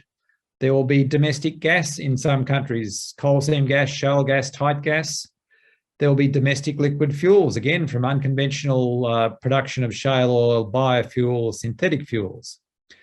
And through the electrification of things like transport and domestic systems and industry, the ability to rely on these domestic sources will improve. And in countries which embrace nuclear power, because of the small volume of uranium needed to fuel the power stations, this is less of a security risk. And indeed, in the future generation of nuclear power stations, which use fast neutron reactors, you can reuse the spent fuel from old nuclear power stations. So you don't need to import uranium at all. So all these trends to national self-sufficiency through energy sources operating within countries will improve energy security. So the good news is that these new energy capabilities will improve our energy security. There'll be fewer energy resource wars as a result in the long term. Nobody is going to go to war over somebody else's solar or wind. There'll be less opportunity to interdict supply chains. So the sailing of oil and gas ships through the Straits of Hormuz will be a thing of the past for people to worry about. There might be some domestic energy security issues in order to balance the electricity supply, but we've already seen that you can do this via the Internet of Energy by having greater connectivity, more storage and multiple redundancy. In countries which have nuclear power, there's the risk of potential nuclear proliferation. But again, through good governance and good management systems, this risk can be ameliorated. There will be cybersecurity risks by interdicting disseminated energy systems with more entry points. But as I pointed out, it's perhaps just as robust to have an Internet of Energy as it is to have a centralized system with large thermal generators being at risk of cyber interdiction. And finally, just the general resilience of the Internet of Energy in our planning going forward, as we've seen in Germany and other places, will make the future energy system more robust, so energy security will improve. Okay, so we're near the end. We have the time now for a few quick questions before summing up. So happy to have a chat about what are some of the key energy security issues in your country. So again, please raise your virtual hand and we can have a bit of a discussion about energy security. So I'll stop sharing so we can have a bit of a discussion now. If people would like to share some of their concerns with energy security in their country.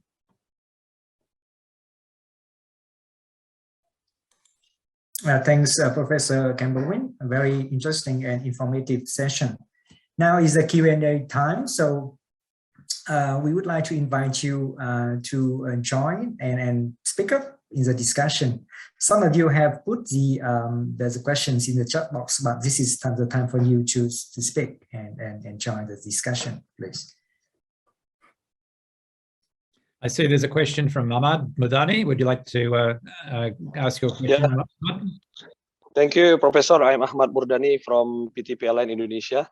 So according to the discussion today, like you said before about the energy security itself, in Indonesia, especially in Jawa Bali Power System, we experienced like about almost 2 years ago, what we call like crisis of the coal itself. Yeah, we are on our way to net zero carbon emissions to 2060, but currently we still rely on the what we call coal power plants, because almost 70% of energy mix in Indonesia, especially in Jawa Bali Power Systems, supplied by the coal power plant.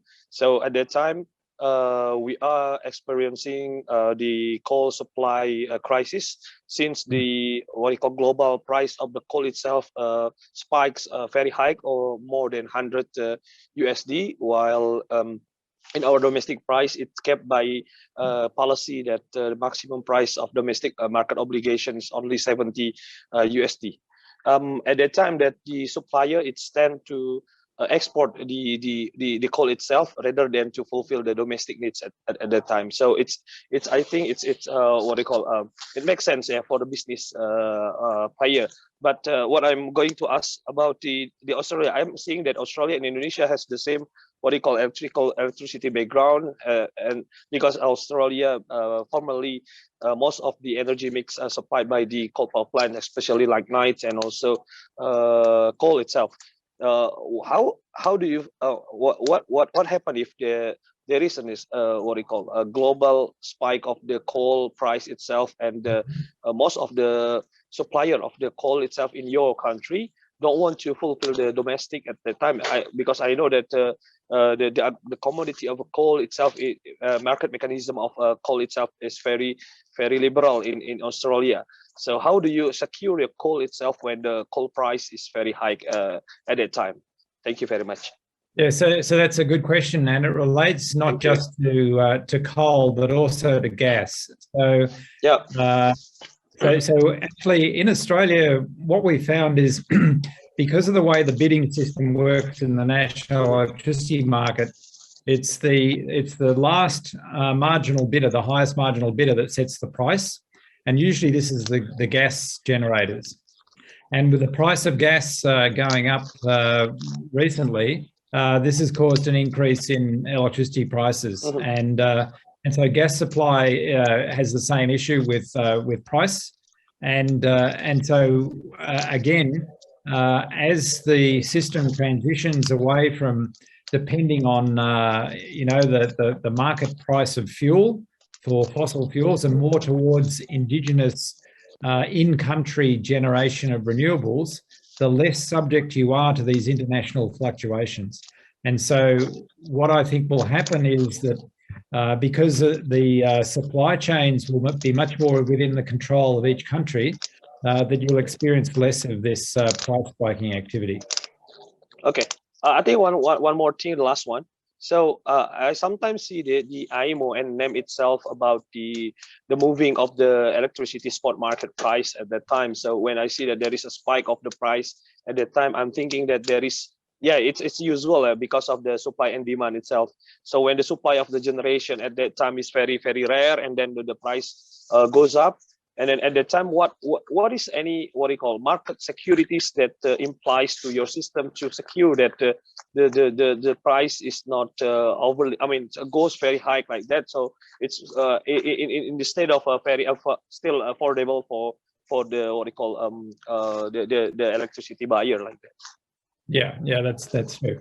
But once again, I think you know, in the transition, moving to a system that allows zero marginal cost bidders like solar and wind will mean that they will dominate the market system. And that's why market design is very important, because you then need to accommodate the fact that that they will be able to bid into the market at very low prices. So maybe we'll move on to another question now. I see that Thank you. That PH Malia Letrero has a question. Hello, yes, good noon. Actually, this is not a question really, sir. It's can I be heard? Yep. Oh, okay. Now, I was just looking at your security, so I'm not really so sure about the cybersecurity at this point here. But in terms of my region in the Philippines is situated at the end of the grid. And so we are very vulnerable in a lot of ways, especially with the transmission lines. So now we are facing actually congested in transmission lines because there was an incident that happened where the submarine cable was destroyed in Amlan. And so now they have to do something to source out the lines to be okay for us, because even in Negros where they're experiencing already like a 12-hour brownout, 8 to 12 out. So that is the vulnerable the security that we are facing whenever there are disasters. Yes, and the same thing happens, I think, for anywhere which is, you know, has a long undersea cable connection. It happened in Tasmania recently. So again, part of the solution for this goes back to the Internet of Energy. Having microgrid capability with lots of disseminated sources of energy, wind, solar, storage, is going to be really important into the future. And Australia experienced this in the bushfires. So a lot of rural communities were cut off in the bushfires because the fires burnt the power lines, and they had no power for weeks. And so moving to microgrids with local generation makes enormous sense for these remote areas. And indeed, the power companies don't want to keep servicing the power lines, so they want microgrids to happen as well. So I think that's part of the future energy mix in many ways. Other questions?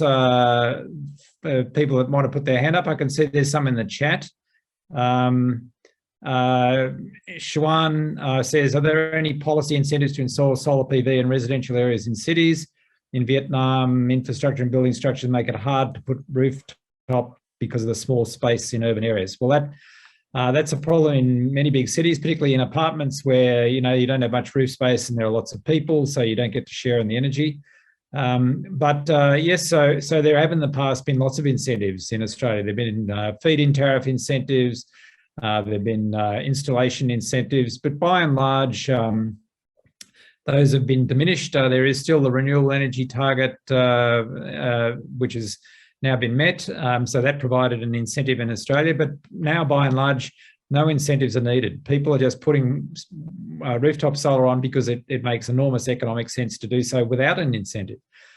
For example, to put a 7,000 watt, 7 kilowatt system on your roof now costs about $3,500 if you get a really cheap discount from your supplier. That's 50 cents per watt. That was unheard of. I put solar on my roof, I don't know, 7 years ago, and it cost me $2.50 a watt. So it's 5 times cheaper now. So this change is happening very rapidly.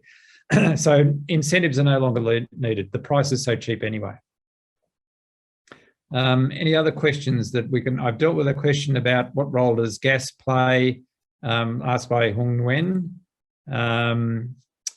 Ahmad. Thank you, Ken. I think that we have time for one more question. So please address that one as the last for this session. Of course, we will have time for discussion in the discussion forum later. Thank you. Exactly. Yeah.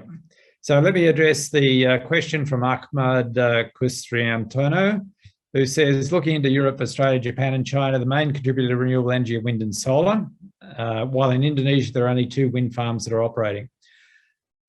So as I mentioned in the presentation, wind and solar basically are the front runners in renewable energy generation in just about every country.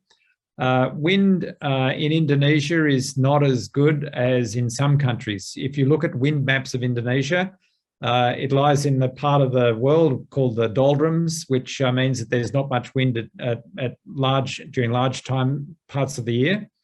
But there are trade winds at some times of year. There is a company that I know in Canberra who have mapped Indonesia's wind prospects. And in some places up on high ridge tops, there is still very good wind energy possibilities. So these, I guess, have yet to be exploited. But by and large, Indonesia has better solar opportunities than it does wind. And indeed, the sun belt around the equator, even though you have monsoon with cloudy periods, there's still sunlight getting through during the monsoon. So solar is probably the best prospect, but wind is not insignificant in some parts of the Indonesian archipelago, particularly in the higher ridgetop regions. Okay, so I think that's all we've got time for at the moment. I'm very happy to answer questions online by email or whatever. So please, if you've got questions on the chat that I haven't answered, send me a message and I will answer that offline. So great to talk to everyone today. Thank you for your participation. It's been very active and very good.